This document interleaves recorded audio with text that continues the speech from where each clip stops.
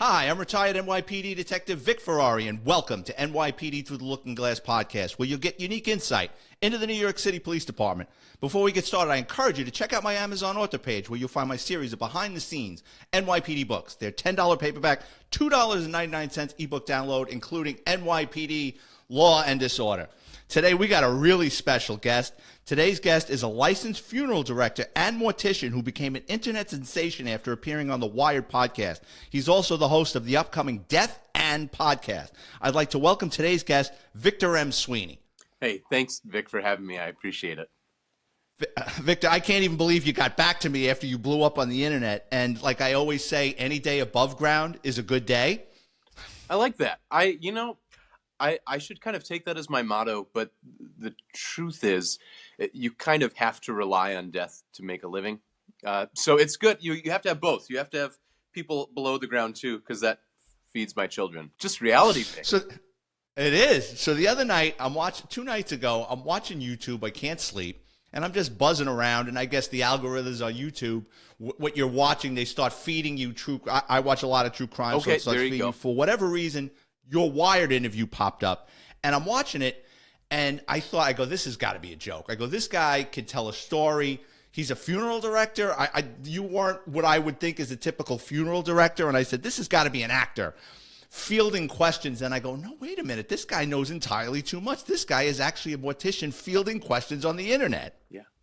Well, so tell me, maybe you should tell me, what was your preconceived notion of what a funeral director is? Tall guy, very pale, not much of a sense of humor, quiet, secretive, spends a lot of time by himself. Yeah, most of those are true. Untrue, actually. I'm average height, a little bit secretive, spend most of the time like surrounded by people. Because, yeah, the reality of the funeral service world is there's the backroom aspect, which is, fun and gets you clicks on the internet, I guess. But the front-facing part of the job is pretty taxing some days because you have lots of families, you have grief, you have a crowd of people at a funeral. So yeah, it's a pretty people-friendly sort of job. And most funeral directors I know are not pale and lanky and black-wearing creeps. Most. There are some, no lie. You'll find them. Tell us your background and what got you into this line of work. Sure. So it all started when I was a young boy. I've been examining this a lot, actually, recently, Vic, trying to figure out what it was that dropped me here. Because you don't end up in funeral service by mistake, usually. It's way too strange of a lifestyle to, just wander into it. So I was trying to examine what things have brought me here. And one was that I always wanted to be a priest when I was a little boy. That's what I always wanted to be, was a Catholic priest. And so I think I always had this sense of the pastoral or maybe the metaphysical. And when you're dealing with not only with bodies, but with discussion about souls and with kind of shepherding and guiding people in a difficult time, there's some overlap there, I've found. And then maybe some other things, like I found my best friend dead in his bed when I was 3. And that was rather harrowing. And I've been examining that because can I tell you the story? Can I just tell you the story? Yeah, absolutely. So this is my first experience with death. So I was babysat by a woman who lived kind of kitty corner across the street from me growing up, Miss Carol. And she had a little boy my age, Robbie. And so my mom would, walk me, jaywalk across the street to her house and drop me off in the morning. And one morning we got there. It was around Christmas time. And Miss Carol's like, Robbie isn't awake yet, Victor. Run upstairs and wake him up. So I ran through the house, ran upstairs, climbed up into his red metal bunk bed. And, when you're a little kid, you have some memories, some little things that stick, and some things that you're not really sure if they're recreations, or maybe it's someone telling you a story and you kind of assimilate it into your memory. So for years, I wondered if this memory is true, but let me tell you what I do remember. So I remember climbing up the red metal ladder into the bunk bed, and Robbie had Sesame Street bed sheets. And I shook him to wake him up, and he wouldn't wake up. And I did it several more times. And then I came back downstairs and I told Miss Carol that Robbie's not waking up. And I remember the look on her face just changing, like instantly. And she runs upstairs, and my mom runs upstairs behind her, and I go behind them. And then I don't remember her approaching the bed, but I remember her screaming. And then the ambulance was called, and the neighbor, who was like a paramedic or something, came over. And I remember like leaving the house and just the kind of chaos that erupted and not really knowing what was going on. And what's so functionally, I found my best friend dead in his bed. I found it recently. I was 3 years old. So my earliest memory is I was 3 years old, finding a dead body. And what's kind of wild is I fell out of touch with Miss Carol. She after Robbie died, she sold everything. She moved away. My parents bought the bunk bed that he died in, so I grew up sleeping in that bed, which I don't. I'm not sure if they understood that. My parents understood the full significance of that. But anyway, slept in my dead childhood friend's deathbed. But I actually found her. I found Miss Carol after 30 years of looking. And like chased her down on the internet. She'd gotten remarried, changed her name, moved, so scouted her out, sent off an email. I was actually working a visitation here at the funeral home and sent out an email to this like work email. And I was like, hey, if you're Miss Carol, Robbie's mom, let me know. I'd love to talk to you. And I put my phone number on there. And I got a call that night and FaceTimed her, seeing her for the first time in 30 years since her son died. And it was very, very strange. It was just strange to just kind of, in some ways, become a 3-year-old again and see a face that I hadn't seen in decades. But it was really beautiful, though, because we shared that experience really intimately. But she is an adult and me is just like some, fly on the wall, not really knowing what was going on. But it turns out that some of my more exact memories of that day were accurate. And they weren't just implanted, or retold to me or something. And so, yeah, I had to really, that was just last winter. And that, and so I think part of that maybe is why I landed here. Part of it's the priestly role. Part of it's just growing up, going to a lot of funerals. But no, I found it extremely, extremely moving. It's a wonderful profession, but it takes a special, different sort of person to to find themselves where I find myself now. Could you go into the education behind it? Yeah.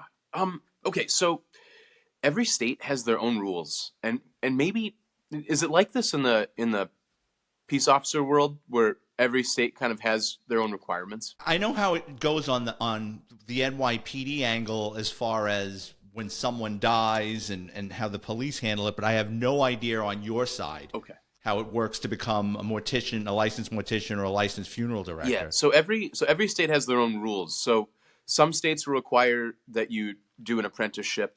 Some will require that you have an associate's degree. My state requires a bachelor's degree in mortuary science, or the equivalent of a bachelor's degree. And then there's a national board exam and a state board exam, and then you have an apprenticeship time. So it's kind of a lot. It's not, I'm not a doctor, okay? It's not that rigorous, but it does take like a number of years of your life to kind of get through everything and break into the field, I guess. It's not something you could just start and do tomorrow if you wanted. How long did it take you?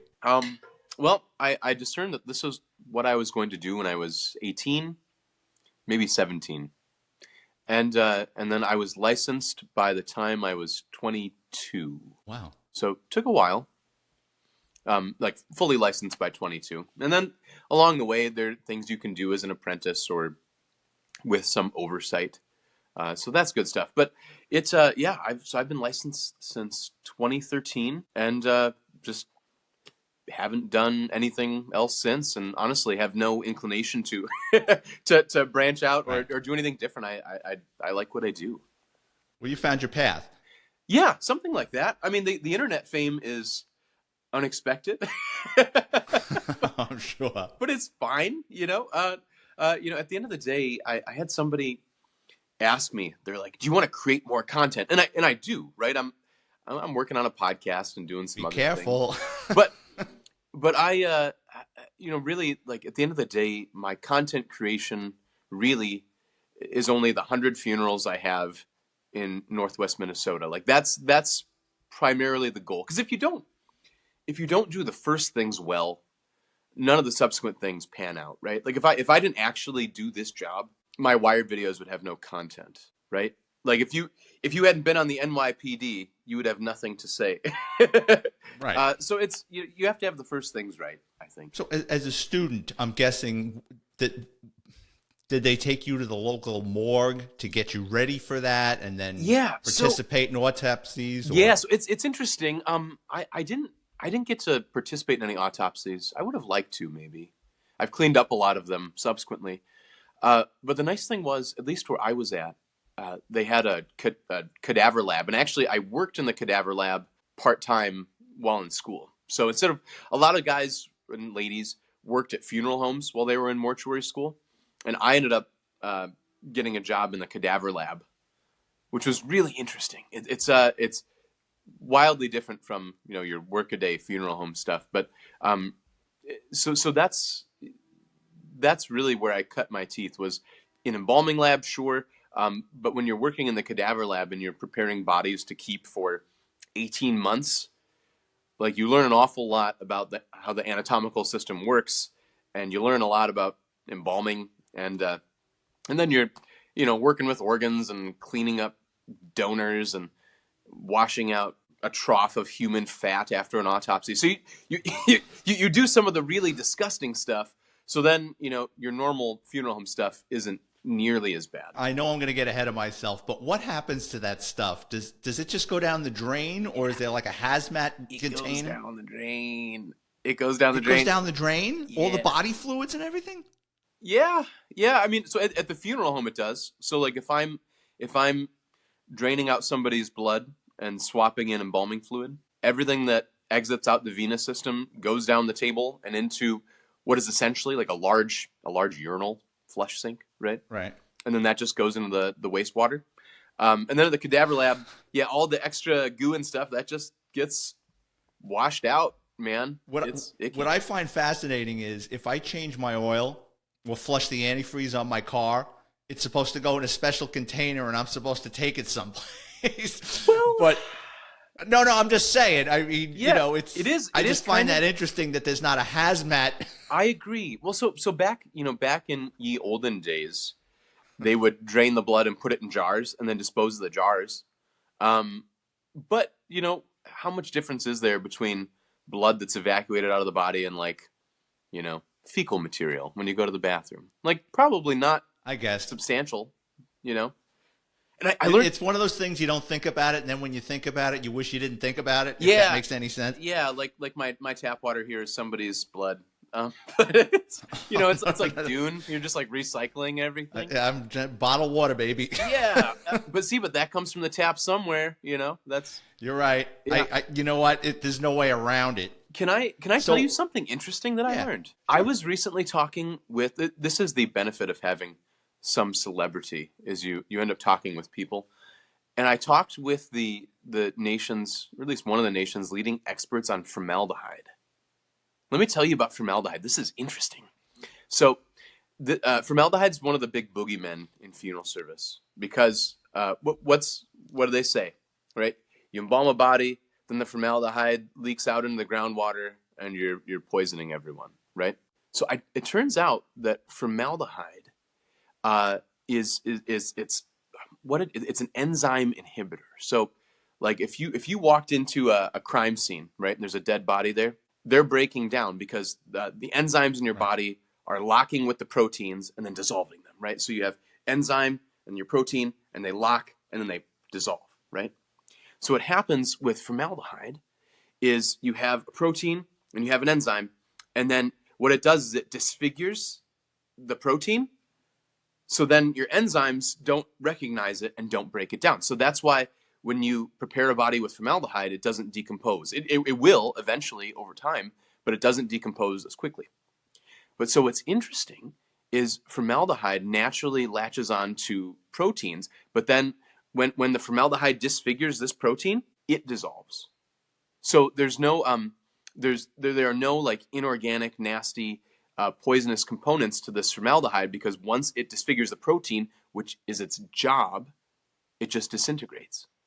So there was a study done in South Africa that I read, and they put just straight formalin into the ground, and they found that it latched onto proteins, disfigured the proteins, and dissolved, that it wasn't poisoning the groundwater in any substantial amount.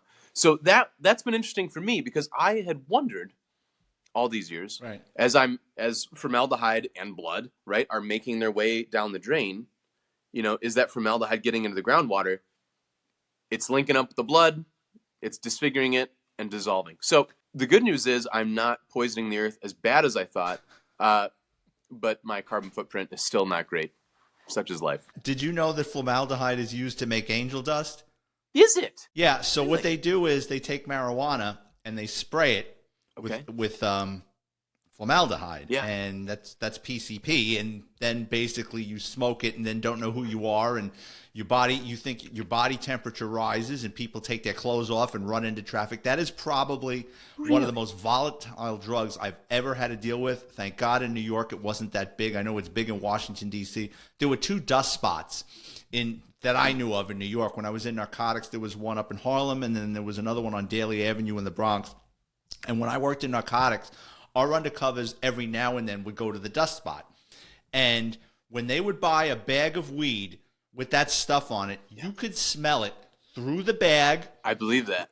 I would always, you could get a contact high from that just handling it. So the first thing we would do is when we got our hands on it, we would put it in a narcotics envelope, which was in paper. Yeah. And you could still smell it. I mean, and then once the narcotics in an NYPD precinct, it goes behind the desk for the property clerk to take it downtown. The desk officer in any precinct would go, wow, I go, what did you guys buy, friggin' dust?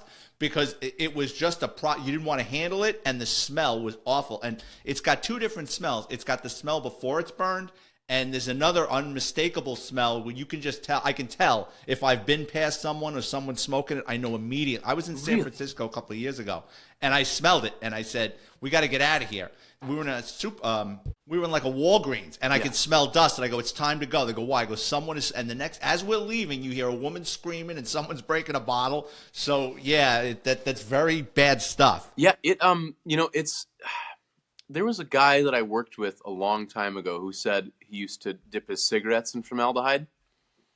So I suppose that's like, low key angel dust.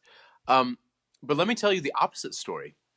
So my boss's dad is the oldest mortician in the state. He's 88. And he used to work back in the day when you didn't have to wear gloves. That's how long ago he worked. But he said that there was a guy that he learned from, so a real old timer, who taught him how to, because they used to smoke everywhere. He goes, he taught me how to smoke in the embalming room. And he goes, how you smoke in the prep room is you cut out the bottom of the pack of cigarettes and pull it out from the bottom, so that way your like formaldehyde fingers never touch the filter that goes into your mouth. so there you go. It's amazing that much thought would get put into it. Yeah. Isn't that just I don't know, that's just a lovely old timey story that will never be recreated. I do like, I like a cigarette now and again, but I'm not going to do it in the prep room, Listen, I was down at Ground Zero on 9/11, and I was working with guys that were pulling their mask with all that toxic dust. Yeah. And they were pulling their mask down, taking a puff of cigarette, putting the mask back on. Probably cleaner. I don't know. So that's amazing. I don't know how it is where you are. So in New York, when someone dies, natural death or unnatural death, so someone just having a heart attack in the street or someone dying in their apartment, the NYPD comes, we do our investigation, and then it's called sitting with a DOA. So essentially, the cop that finds the body has to stay with them until the medical examiner arrives, and that can take 12, 13 hours by the time they get there. Oh, yeah, and you're sitting in an apartment with a dead guy or a dead woman, and you have you have a pretty good idea how long they've been gone after a while. Yeah. And then I've got so many stories about Emmy showing up, eating a slice of pizza, drinking a cup of coffee, walking around going, unnatural death, tell them to call the funeral home. Or they'll go, nah, you know what? I don't like this one. And then you got to wait longer for the morgue wagon to arrive, and you got to see what those guys look like. You know, that sounds like a good policy to me. I mean, it's nice to not leave them alone any longer than you have to. Probably not so good for you, the one who's, sitting Shiva, but... That's exactly what it's like. Yeah, it's like sitting. I'm Catholic, but it's like sitting Shiva. I've got so many stories about that, and I don't want to hijack this, but I remember one time early in my career, I go up to this apartment in the South Bronx. This guy died on the floor between two rooms. Older black gentleman. He was a bus driver, and he had been dead, a while. All the windows were open, and I relieved the cop on the 4 to 12, and there's a knock on the door. And his brother lived downstairs or upstairs, and he just came in and he says, he goes, do you mind, I go, yeah, come in. I mean, it's been cleared that it's not anything suspicious. And he goes into the fridge and he starts opening up beers. And and I'm a rookie cop, and he's like, son, I'm not drinking alone. And I'm just sitting in a room with this guy, and his brother's on the floor, and he's telling me their life story. I guess the point I'm trying to make is whenever I was in a DOA's apartment or house, and sometimes I'm the only one there, I would look at their photos and just kind of wonder about their life and what got them to this point. I mean, when you've got somebody in front of you and you're going to work on them, I mean, is it just work? Or sometimes does something trigger you, you wonder about their lives? It's both. So I'm in the position, right? I'm in a small town. So at this point, I've been here 10 years. I know a lot of the people that come through the door. Because, the normal funeral contingency are, ages, let's say 60 to 80, right? That's who comes to a lot of funerals. So I know a lot of the people that come through the door. And sometimes it's just work. Sometimes if you know a person real well, I don't know, you move slower and more gently, I think. Like, for instance, my employer of the last decade, right? His mother-in-law died some weeks ago. And I know her really well. She's kind of like one of my little grandmas in town. And so I got to embalm her and prepare her for the funeral. But it's kind of beautiful because I know exactly what she looks like. And I know what her smile looks like. And I know how she wore her hair. And so when you're setting a person's features, when you're, getting their smile right and their eyes closed right, you kind of, at a certain point, it's routine, and then all of a sudden when you get it right, you look at them and you see them, and you kind of see them again, and it's nice. It's hard. It makes me sad. I cried when she died, but it's beautiful that at least on my end of things, I have something to give them. Right? I have something not only to give the dead, but to give their family that's very special. And I suppose it'd be the same if you're sitting with a DOA, except for maybe the brother who's cracking beers. You don't usually get to interact with the family that much. No, that was so it's kind of lonely, maybe.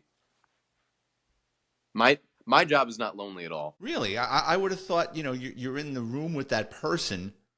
Oh yeah. I mean, you're by yourself, but on the whole, when I look at, let's say it takes me 15 hours to, from the time someone dies until their funeral, between embalming and planning and dressing and all that stuff, your time with the dead body is maybe 3 of that 15 hours.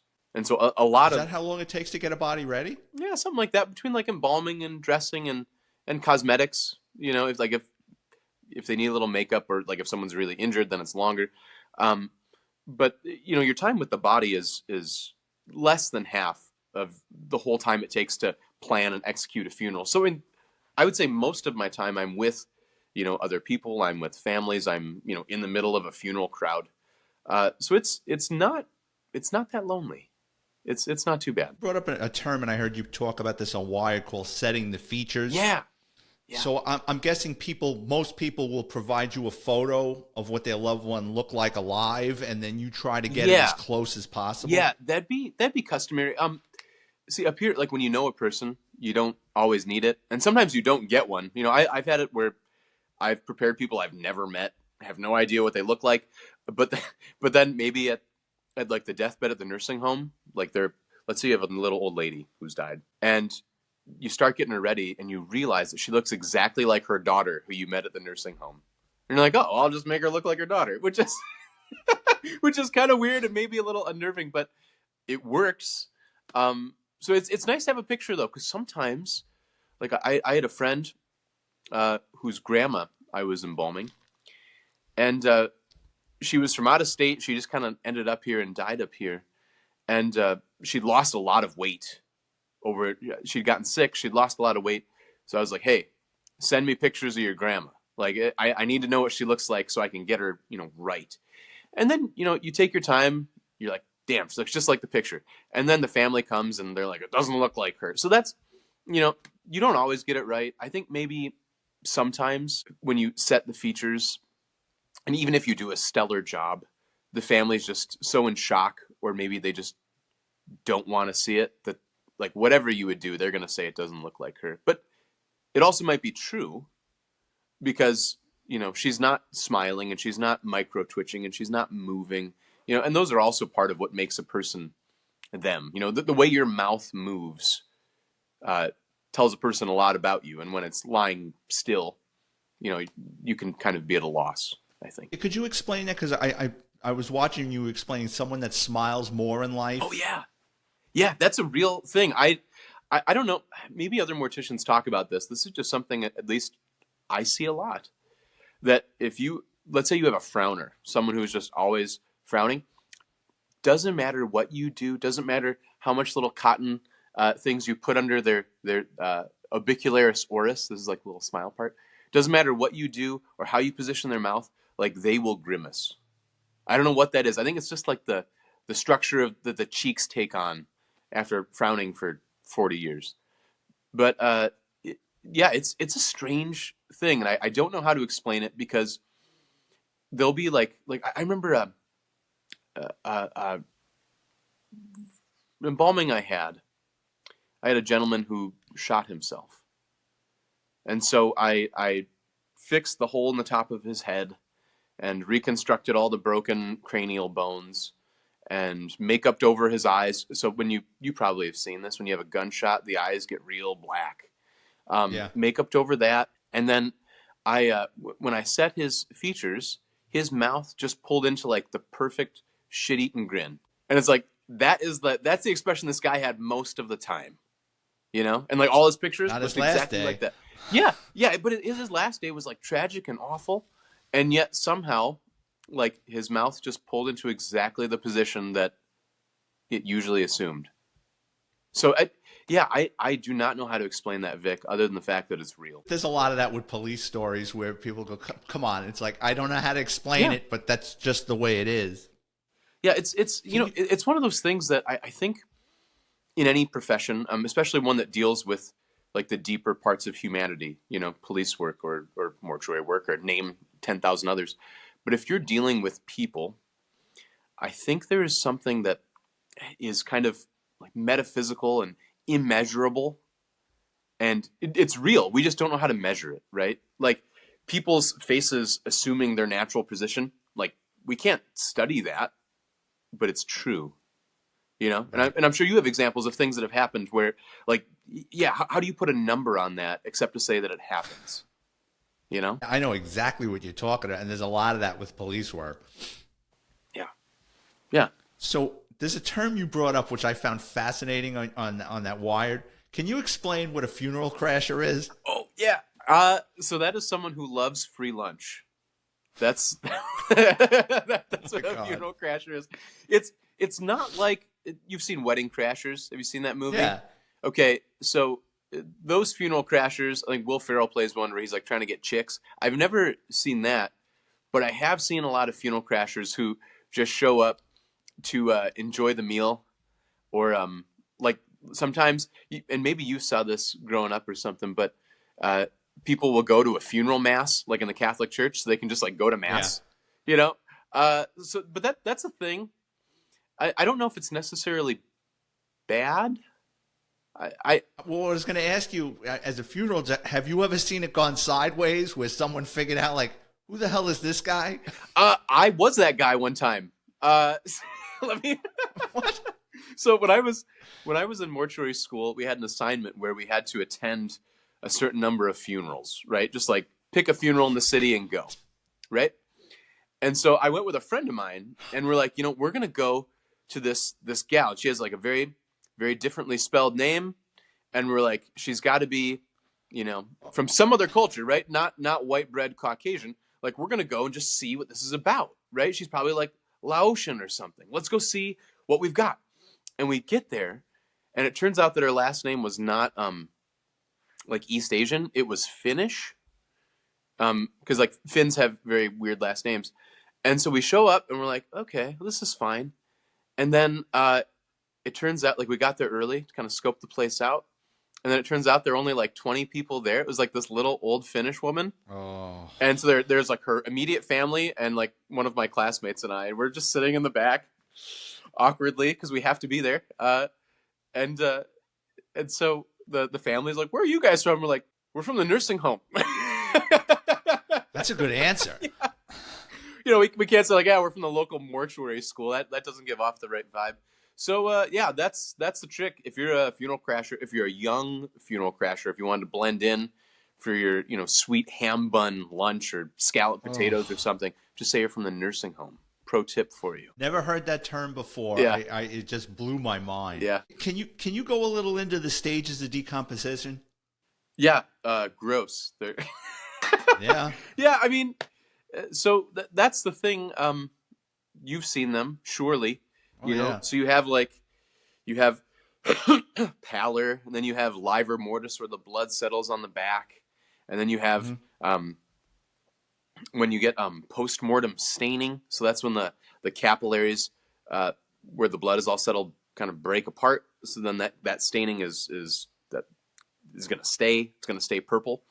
And then you just have like the slow autolysis of the body, where the cells start to break down and run into each other and then leak on the floor. And the next thing you know, you bend down to pick someone up and you put your hand in like a soft shag carpet full of human, I don't know what. How long does that take?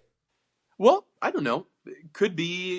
Well, if you have a hot apartment with no air conditioning, which I've been into, could be like a day or less. Could also, be like a week. You just walk into one that's been dead a week, and the room is cool enough where, they're maybe a little bloaty or purple, but not falling apart and, ruining your shoes. Yeah, I know that's one of the ways the medical exam and homicide detectives, they can tell how long a person's been there by the pooling of the blood, because gravity basically just starts pulling it down into the body, depending. Could you go into rigor mortis a little bit, because I had a couple of questions about it. Sure. Well, why don't you ask your questions? Tell me about rigor mortis. I've had to move people a couple of times with rigor mortis, and it's the most awkward thing in the world, because it's almost like someone's goofing around and they're in a certain position, and I remember Florida, they do everything half-assed. So I had to sit on I was a cop for a short time in Florida, and this woman died over a coffee table, so she was in an awkward position. She had rigor mortis. We called for the funeral home. Funeral home sends one guy. Like in New York, they always send two people. Yeah. They send one guy, and the guy's got a cold, and he's wearing sneakers.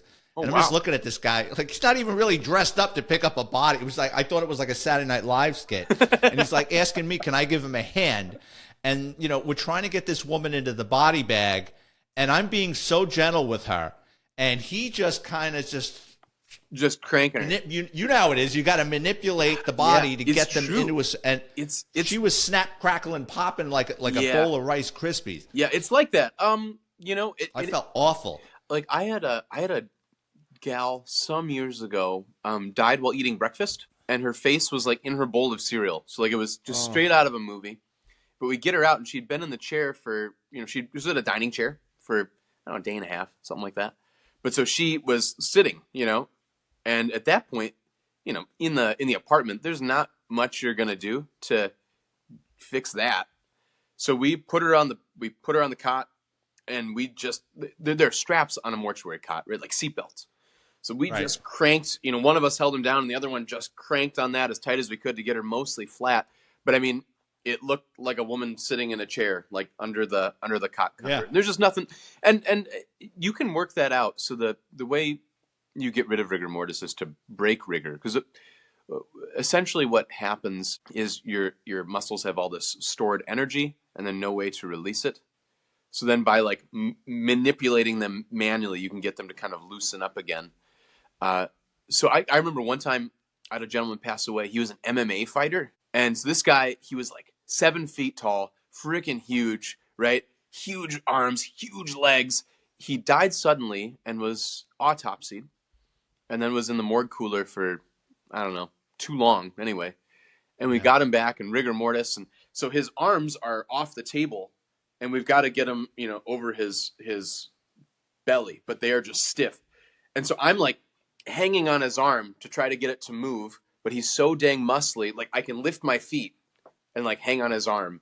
And I did the same with his legs, because being so tall, what you do with someone who's really tall to get them to fit in a more normal sized casket. They have extended caskets, but at a certain point they get like wildly long. So what you do is you put their knees up a little bit, because that can shorten them enough to just fit in like an average long casket instead of a double long casket.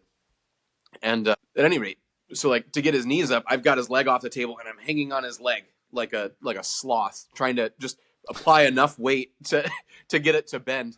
So yeah, rigor mortis is wild. It's just crazy strong. And some of these, you have a little old lady who, certainly can't lift her body weight. And all of a sudden, like rigor mortis is making her just like unclenchable. It's wild. Yeah, I just was curious because I've had to deal with it a couple of times, and it always fascinated me. I mean, just how the body can get that stiff. Well, and did you know it eventually goes away, right? So right. Rigor mortis, it only lasts for a certain, I can't remember how long. But that's when the odor really starts coming. That's right. Yeah. So yeah, once it breaks down enough, then you don't have to worry about rigor, but then you have to worry about. No, I know, but then you don't want to handle. Not that you want to handle it at all. Gooey and then like the skin will sometimes like bubble, and you get these big like blisters of fluid, and then you put your hands on that and they burst. It's gross. I was just going to ask you that. I'm guessing you've had bodies pop on you before. Yeah, I had one some years ago where we rolled him over and his belly split open and ruined my shoes. When I was a rookie cop, the old timers, they thought it was funny. They'd throw you a set of gloves because, again, in the NYPD, there's a whole procedure. So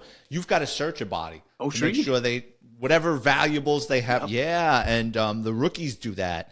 And the old timers, they laugh. They throw you a set of gloves. They go, "Here you go, kid." And I remember one time, the old timer, he was nice. He goes, "No." He goes, because, I mean, she was there a while. He threw a sheet over her, and we kind of rocked her, and she popped. And it was the most disgusting, foul, and that day I learned another thing. Then, after it was cleared that it wasn't a suspicious death and we could touch things in the apartment, he went and he got a pot and filled it with coffee grinds. Thank God she was a coffee drinker, and we burned the pot on the stove with the coffee grinds. Oh. And that smell permeated the apartment that it made it somewhat tolerable. Oh, sure. Yeah, people don't realize that. I've never done that, but I don't know. You do kind of become desensitized to it, or not even desensitized to it. It still smells awful and you want to puke, but you just don't, because that's your job not to puke. There's no mistaking that smell. I haven't smelled it in a while. Well, I mean, sometimes like an animal will die, which isn't the same as a person. No, it's wildly different. I don't know how that works. That's But another unmeasurable thing. Somehow, if you were out in the woods and there was a dead body somewhere and like a dead bear, like I could tell you exactly which one was the dead human. There's no doubt. Well, you've got a nose for it at this point, I would imagine. Yeah, you develop one. It's an unfortunate hazard of the job. How much formaldehyde do you have to pump into the average human? Not as much as you think. I'm not sure how much formalin it would be per bottle. So like, let's say I'm embalming a regular person. I'm going to use maybe 20 ounces of embalming fluid, like the actual solution, to maybe like 2 gallons of water, something like that. And I don't know exactly how much formalin. So that's because formaldehyde or formalin is what we use. Formaldehyde is a gas, and then they suspend it in liquid, making it formalin. But I'm not sure how much pure formaldehyde goes into like a 16-ounce bottle. But it's not as much as you think. It's wildly potent stuff. I mean, did you know this? This is interesting. I learned this, that funeral homes only use 1% of all the formaldehyde created in the United States every year. Do you want to know where the other 99% go? Angel dust? Yeah, there you go. 2% to angel dust, and then the other 97% goes to the creation of its lumber and textiles, like carpet and textiles and lumber. That's where most of the formaldehyde goes. That's pressure treated wood, I would think. You betcha. Isn't that interesting? Well, it makes me nervous now. Or pressure. Or you can just say like it can't be as bad as they say. Or Well, that's like, true too, we're because the all way gonna you get described cancer how and it just we're all kind of gonna goes die. away. Yeah. God, yeah, my father he had so many. My late father had so many theories on death. That's too much to get into here. Yeah, So how often do you get a person that's been through an autopsy, and after an autopsy, is that more difficult Yes. to prepare the body or easier for you? Yeah, we probably don't, we're a small place, right? So I probably don't get more. I probably get an autopsy every couple months. It is more difficult. It's easier in some ways and more difficult in others. So presumably you've seen an autopsy, right, Vic? Oh yeah. Yeah, okay, probably a handful. So they make an incision, from the shoulders down, and then from the sternum all the way down to the pubic bone, and then they cut out the ribs, pull the ribs off, and then they search all the organs, and then in the head, what they do is they make an incision from the ears all the way back, behind the head, and then they peel the scalp forward, and then they cut the skull, pull the calvarium off, and then they study the brain.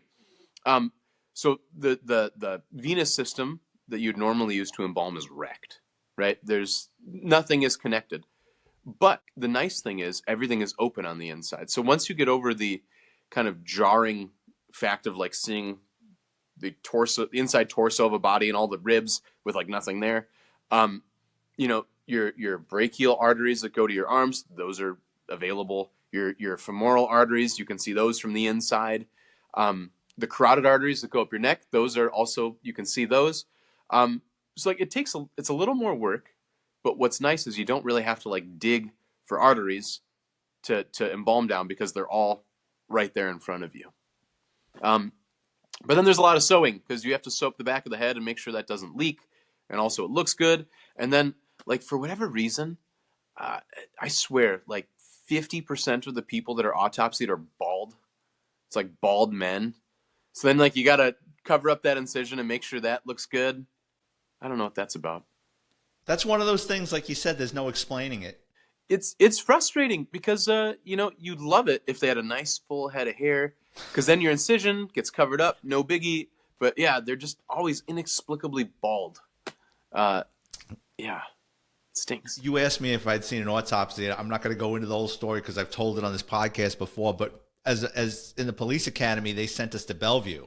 And I was expecting an episode of Quincy, Yeah, with one body, one slab. It was like going to a Jiffy Lube. Like there was like 8 bays, and they were working. I mean, they were cutting, and I just couldn't believe what I was watching. Like there was like 5 or 6 people autopsies going on at once. Yeah, it's crazy. Yeah, it was. Well, in New York, a lot of people die. That's true. Well, that's the thing. Like your scale in New York is so unlike most places. So that's I don't know. That's got to be interesting. I'd be interested to see it, just see the big machine in action. God, well, a good friend of mine who I still keep in touch with to this day, he almost passed out. And he always told me, he goes, don't mention who I am in one of your books. I said, I won't. But yeah, a big guy too. And he just kind of, I was like, easy. Yeah, it's, but it's a strange, the humans are just so inexplicable. Because I can walk into something like that, no biggie. But then, like the other week, I stabbed myself in the hand with a chisel and went to the hospital to get stitches, and like I passed out. I don't like needles. I can use needles. I can inject hands with needles. I can be elbows deep in a body, no biggie. But like get a shot, I'm gonna pass out. Yeah, the human heart is just unknowable. I wouldn't have guessed that in a million years. I would have thought nothing would rattle your cage with something like that. No, and it's terrible because no one believes you. I went in, so I had this great big gash. I had to get 5 stitches in my hand, and I go in. I'm like, hey, just so you know, as soon as you start, I'm gonna pass out. And the doctor and the nurses who know me, they're like, nah, we know what you do. You're gonna be fine. You don't realize I will pass out. Just be ready for me. And they're like, yeah, okay. And the next thing I know, I like come to and I'm all hot and sweaty, and all the nurses are like looking right in my face. I told you. I know myself. Yeah, you know yourself. You know what's Yeah. going to happen. Yeah. Typically, what's the average temperature that they store a body in? That's a good question. I don't know. Cold, I guess, like your fridge. You know, I have no clue. I actually don't have a cooler at our funeral home. We just don't have one. Never have. Don't actually have the space. So I don't know. I don't actually keep track of that. I had to walk into a refrigerated room. So in New York, when someone dies, a homicide, the first cop on the scene has to respond the next day to the morgue to identify the body, even though we write out a toe tag and tie it onto the toe. Yep. It's a long story. I've told it before, but I go to Jacoby Hospital. I guess they were between morgues or something. I was used to the Bellevue morgue. The Bronx morgue was different. Skeleton crew, the kid goes in. I give him the paperwork. He wheels out a body, pulls off the sheet. It's a black guy. I go, Hispanic female. Brings her back in, brings out another one, Hispanic. I go, what are you, a clown? I says, I didn't want to see everybody that croaked last night. Yeah. So I says, I went in, and it was this refrigerated room with the worst smell in the world. Yeah, that'd be right. And I recognized my handwriting on a toe. I pulled off the sheet and I ID'd her, but I was always curious at what the temperature was. It's damn cold though. When I worked in the cadaver lab in college, they had a couple of these big walk-in coolers, and yeah, it just smells like death. It smells like decay, or if they're fresh, guts a little bit. Yeah. And then it's just colder than hell. Like you can't touch the metal without like burning your fingertips. But better that than more breakdown. I'd take that, I guess. How long will an embalmed body last? That is, see, and this is another thing I wish we could study, right? Because I'm, for instance, there was a gentleman that passed away a while back, embalmed him, and then just through a series of circumstances, a long winter, a frozen cemetery, floods in the spring, we didn't bury him until like a year after his funeral, and there was like a little bit of a smell. He was in the mausoleum in town, kind of awaiting burial.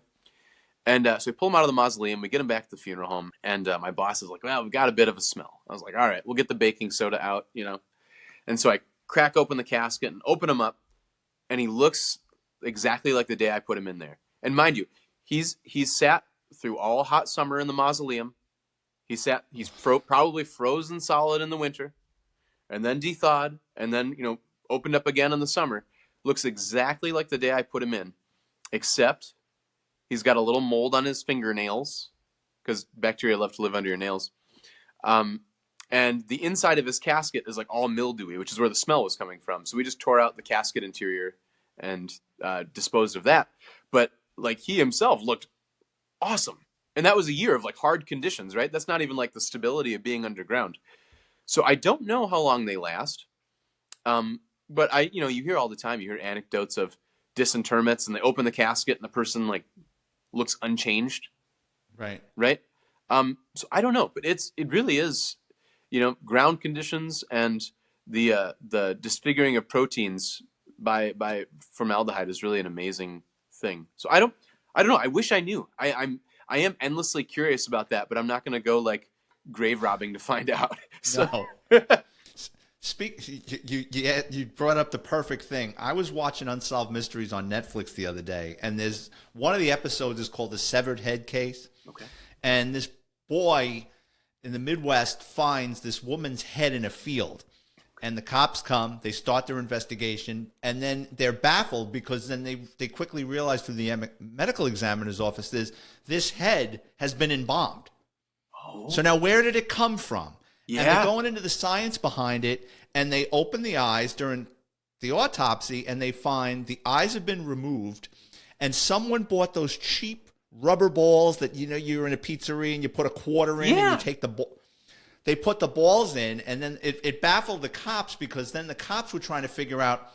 They went around to different funeral homes, and the funeral home said, "We don't do that. Yo, who the hell use would? Little." That's crazy. So you should watch it. It's on, if you have Netflix, it's Unsolved Mysteries, and it's the Severed Head. They know who did it because the guy winds up committing suicide when they were putting the heat on him, but they don't know where he got the head from, and it was embalmed. And who would put two rubber balls in the eye? That's insane.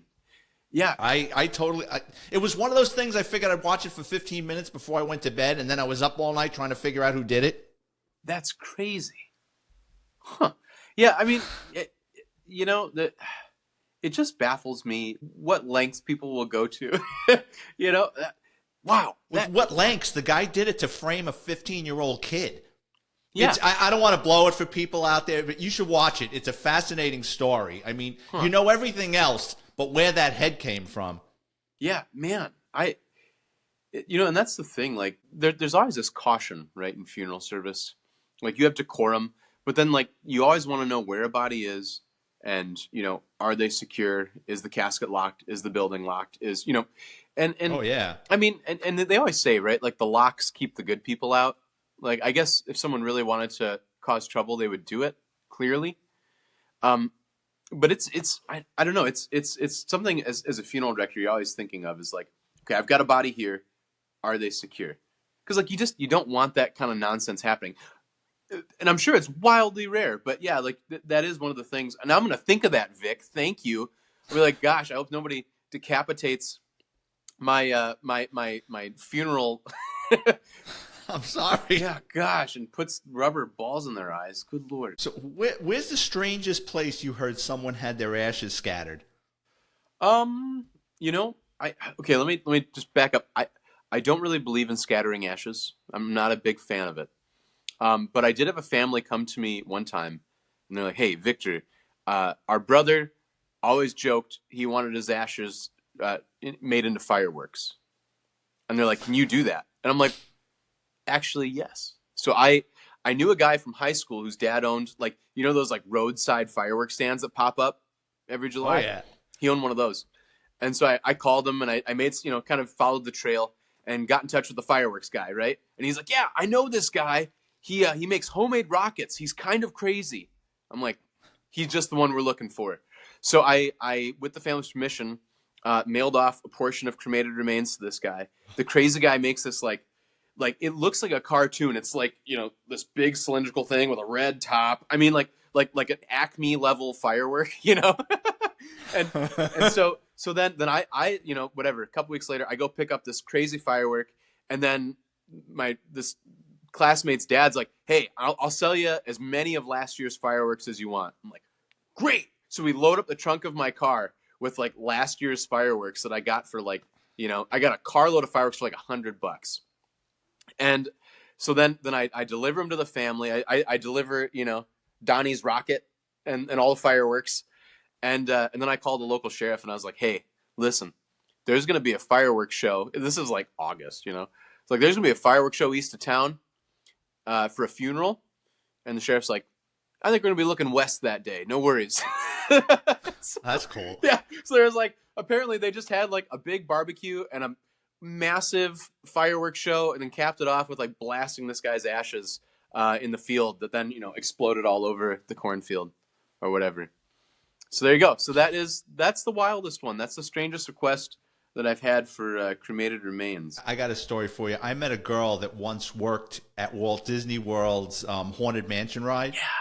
And she said all the time, because there's cameras everywhere. Oh, I'm and sure. They would catch people scattering the ashes off to the side of that little buggy that you go Yeah, in. She yeah. says, but the ones they always catch is the morons that throw the ashes at what's going on in front of them, but they don't realize there's a screen. Yeah. So it bounces back on them.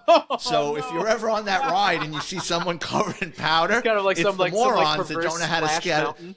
Gosh, that's Yeah, amazing. as Pirates of the Caribbean, she said, was the second most it happened, but the Haunted Mansion, they get it all the time, that they're always vacuuming in there.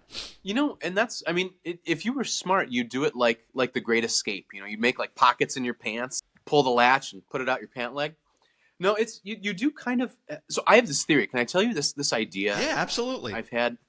So I've been nurturing this for some time, but I think people treat human ash, right? Because when you're cremated, all that's left is bone, right? You have a skeleton in the crematory. Then they grind it into powder.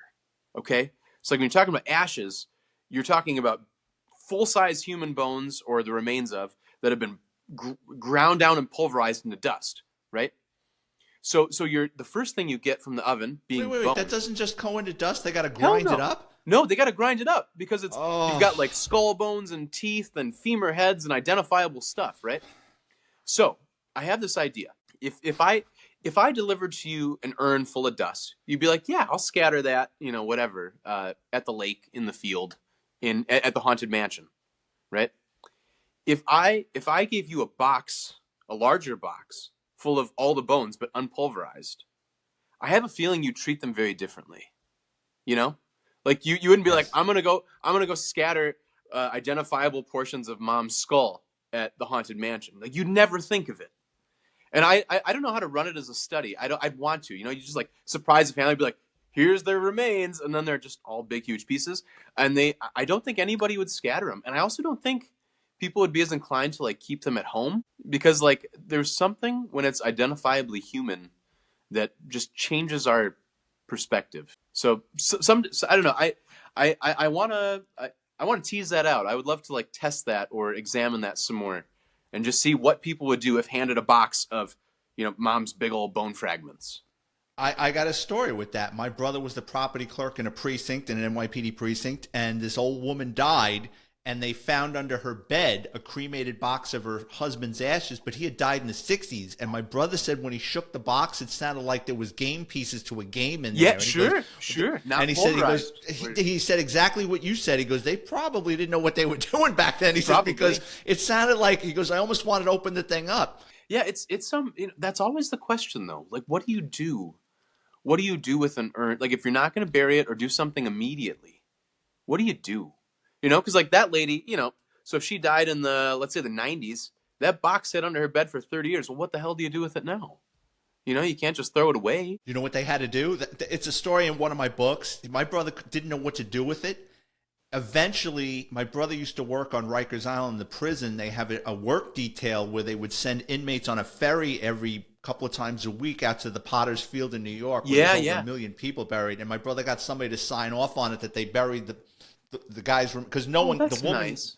She had no relatives. Yeah. There was no one to claim this thing, and my brother was taking it everywhere he went because he didn't want something to happen. Right. He goes, I got to get rid of this guy. Yeah. See, I had someone who was like, when I'm cremated, just throw me in the trash. My father used to say. Yeah. Well, the crematory was like, we can't do that. We can't just throw you in the trash. And so long story short, I ended up taking possession of those remains and just buried them kind of ad hoc in the local cemetery, just taking care of it, and and so I granted, I guess his wishes weren't fulfilled, but if his wishes were, I don't care what you do, well, then I guess I'm just going to try to do the right thing. Like noble thing. Cause it is a real sticky situation. Cause it's not like, like that gal didn't keep her husband's dead body in a box under her bed, but somehow with cremated remains, you can get away with that a little bit. Yeah. Can you explain what a funeral pyre is and where they're held? Oh, funeral pyres? If I pronounced it. Yeah, funeral pyre. So that'd be like you ever see like pictures of like Hindu cremations where they just have a great big, pile of sticks and logs, and they grease the body with ghee, with butter, and they light them up. Yeah. And then they just burn them down, until they're all bone. But yeah, that's the best way to build a great big fire is, like a real hot fire is make it real big. But there's only one place in the country today that they do funeral pyres, and that's in Crestone, Colorado. So it's in one county in Colorado, and they have like an open air funeral pyre. But it'd be interesting. Right now in my state, they're looking at legislation to pass body composting. So making places where you can, have a kind of secured set composting box for a human body. And then after they're composted, I think you return the dirt to the family or something, and then you clean it out and put a new one in. But it's I guess it's fine. I mean, there's always going to be like the next big way to dispose of a body. And honestly, like I'm not afraid of it. It doesn't wildly interest me because there's always going to be something else. Like as soon as composting gets big, right, they'll come up with something else. So it's just whatever the next, kind of notion of progress is. I guess I'll be here to manage it, And then I was watching one of your videos. You were talking about there's a company that if someone wants their loved one's tattoo. Oh yeah, that's a thing. That's the thing. There's probably more than one doing it now. I've never had anybody request it. I have had families request like, "Hey, Victor, take pictures of all the tattoos." It's like I did that for a family once, and it's like kind of tricky to get everything in the right lighting, but it's people ask, and I don't know. Usually, if families make a request, you want to try to honor it. So what do? They remove the tattoo and then put it on like I guess like in I don't know. Disney World where they cube something. Yeah, Or- like, well, they must like tan it, right? Like tan it and stretch it. I don't really know, but it's a thing.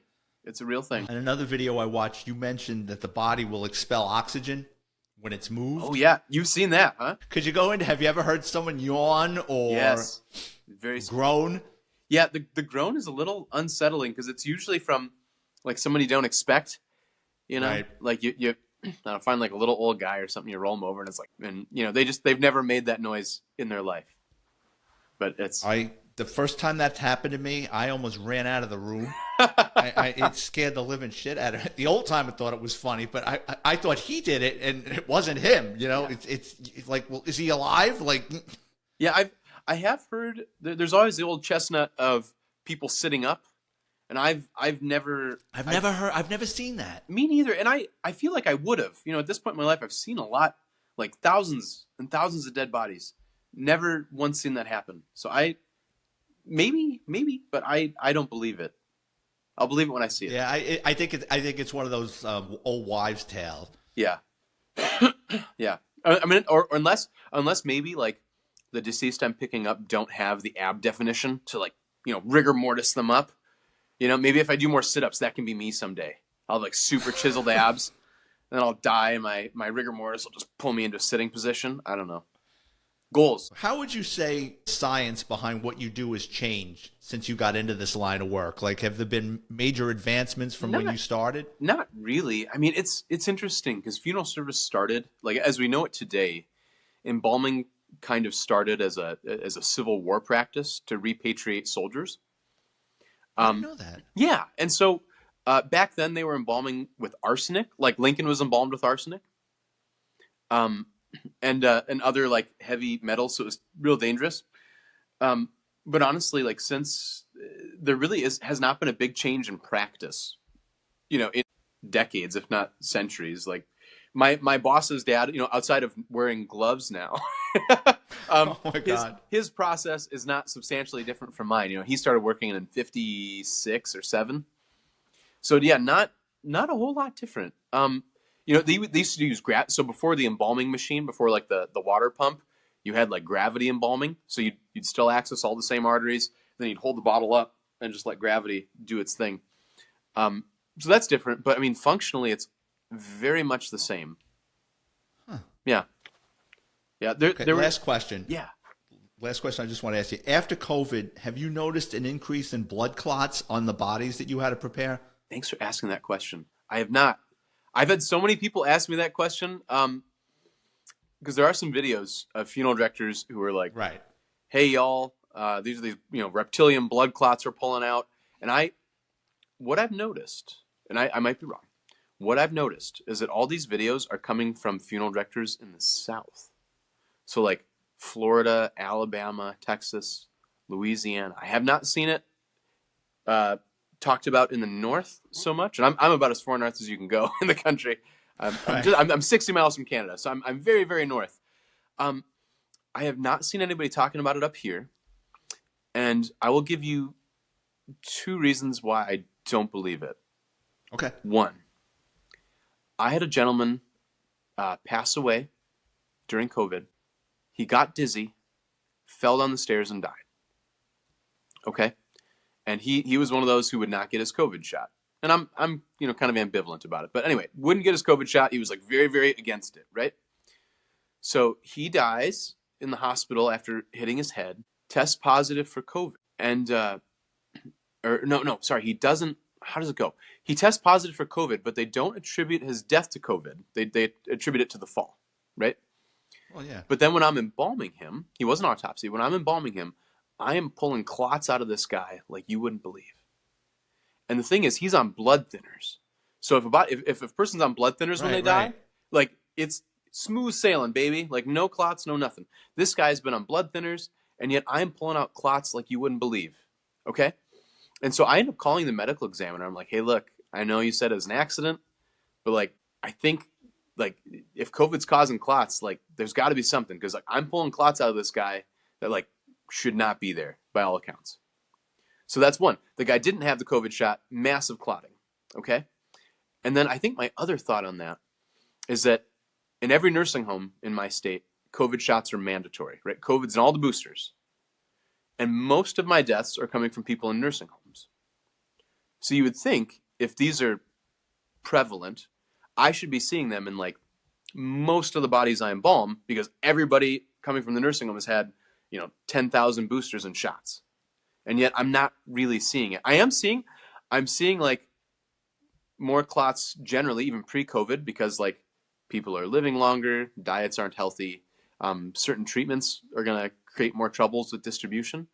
But I have not seen the purported like fish scale, reptilian, stringy clots that they're Those talking are the videos. about. That's why I asked, because I hadn't seen a couple of those videos, and I go, just as you said, they're pulling this thing out, and I'm like, how did someone, how did that get in there? Yeah, and those clots do happen naturally. Sometimes they're called chicken fat clots, but they're like a calcium deposit. So like you get them and you kind of string them out and pull them out. But I've not seen an increased prevalence in those, and I guess at least logically, I would think I should be seeing them a ton in the in the population I'm embalming, but I'm just not, I guess. Well, in the end, all roads lead to you. Yeah, pretty much. There's no getting out of it. I was talking to a gentleman yesterday. I sell funeral insurance on the side, or I set up funeral trusts, rather. And I had an older gentleman in. He's like, I want to buy a funeral insurance. I'm like, well, here's the deal. When you're 85, like this guy's an old dude. I was like, when you're 85, you're going to pay in more than you're going to get out. It's insurance, right? And there's a 100% chance you're going to use it. There's a 100% chance you're going to use your funeral policy. At 85, they're going to make you pay through the nose. And I couldn't seem to get that point across, but it's like, it's not like accidental death. Odds are good you're not going to need it. Funeral insurance, 100% chance of use. So it's kind of reassuring. It's good to know we're all like going the same direction. We're all in the same boat. But that's how it is. You just get used to the idea that like I'm going to be someday. I'm going to be laying on that same exact table or one very much like it, just like, all the other people that have come through this door. It just is what it is. Victor, I really appreciate it. I want to thank you so much for spending your time with me today. Thank you, Vic. No, it's been a pleasure. Thank you. And don't forget, Victor is the host of the new podcast called Death and. It'll be available out soon. Yeah, I'm hoping. I got to do a little more tweaking and production work. But yeah, Death and. It'll be coming out. I'm going to host it, and we'll have guests from various disciplines trying to find the confluence of death and whatever we're discussing. Well, when it's up and running, please reach out to me, and I'll promote it on my podcast. Oh, I'd love that. Thanks, Vic. No, absolutely. Thank you again. As always, I want to thank everyone for tuning in, especially our listeners in Melbourne, Australia, Nanuet, New York, Manteo, North Carolina, Rice Lake, Wisconsin, Baranga, Michigan, and Tuckahoe, New York. If you work in law enforcement or have an interesting criminal background, please reach out to me on Twitter or Instagram at VicFerrari50. If you enjoy the content, please check out my Amazon author page. Type in my name, Vic, Ferrari like the car, where you can preview all my NYPD books for free, including NYPD Law and Disorder. If you're watching on YouTube, please hit and like the subscribe button. Thank you again, and I'll see you guys next week. Oh, dude, thank you so much. This was great. Yeah, you're welcome.